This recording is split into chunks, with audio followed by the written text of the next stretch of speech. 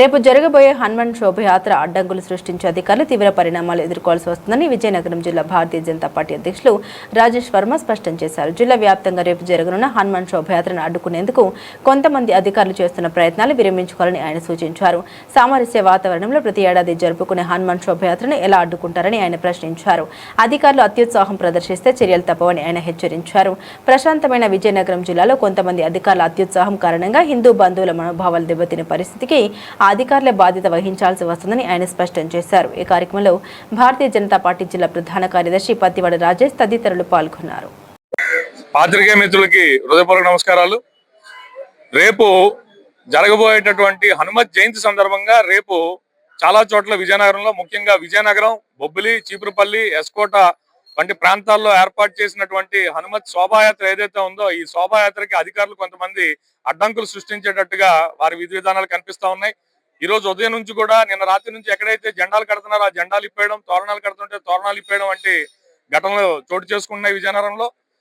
ముఖ్యంగా అధికారులకు తెలియజేసుకుంటాం, హనుమత్ శోభాయాత్ర సంవత్సరానికి ఒకసారి జరిపించుకునేటటువంటి ఈ కార్యక్రమంలో హిందూ బంధువులు, ముఖ్యంగా యువత మిక్కిలి సంఖ్యలో పాల్గొని జై శ్రీరామ్ అనేటటువంటి నినాదాలతో ముందుకు సాగితే చాలా ఆహ్లాదకరమైన వాతావరణంతో జరుపుకునేటటువంటి యాత్రని అడ్డుకునేటటువంటి విధంగా ప్రవర్తించడం అనేది మంచిది కాదు.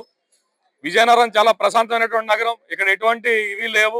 ఈ రోజు వరకు ఎక్కడ ఎటువంటి సంఘటనలు కూడా లేవు. అటువంటి ప్రాంతంలో ఎక్కడో ఏదో జరిగిందని చెప్పి దాన్ని సాకు చూపుతూ ఇక్కడ శోభాయాత్రని అడ్డుకునే విధంగా ఆలోచన చేయడం అనేది విరమించుకోవాలని చెప్పి అధికారులకు తెలియజేస్తున్నాం. లేని పక్షంలో రేపటి శోభాయాత్ర కానీ అడ్డంకులు సృష్టించినట్టయితే ఖచ్చితంగా ఎల్లుండి ఉదయం నుంచి కూడా భారతీయ జనతా పార్టీ ఆధ్వర్యంలో నిరాహార దీక్షకి కూర్చునేటటువంటి పరిస్థితి అయితే తప్పకుండా ఉంటుంది అని చెప్పి పాత్రికేయ మిత్రుల ద్వారా అధికారులకు తెలియజేస్తున్నాం.